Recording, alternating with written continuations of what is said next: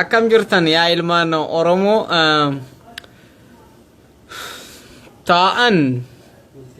bultii qabanii deeman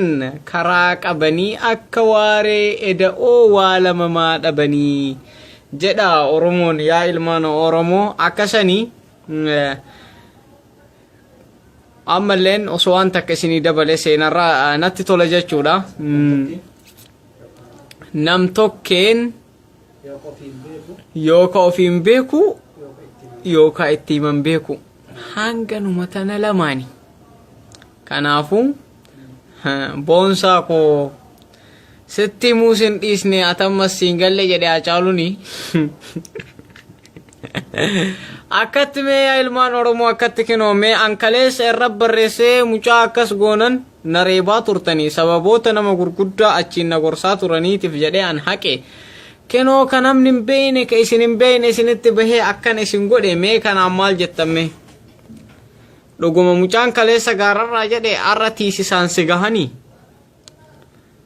jaartituuyyuu haati jechaadha mucaan shiftaadha tolaa kiyya jetteen lakkiin si dhaqqabdee lakkiin si dadhabdee kefiin si dhaqqabdee jetteen jedhan wantan haasawalleen akka bitaa isin galu nan beeka abbichi mootuu an waa'ee amantii baradhee jettelleen daawwaa godhuu dandeessa masgiida galtee jechuudha maaliif jennaan an muslimadha garuu oromummaa kootiin dursa maaliif yoo jettanii إنك لا تهدي من حبيت ولكن الله يهدي من يشاء وأنجر أمتجر أمنتي إسلام كيس يجورا علمي نما جالته توكوك أجيلشه هندنده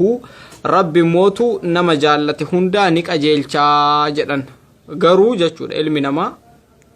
نما جالته توكو سرسين دندو غرو رب مو نما جالته توكو نك أجيلشا جدن كنافو يا ilmaan Oromoo nuti waa wal jaallanneef wal qajeelchuu dadhabne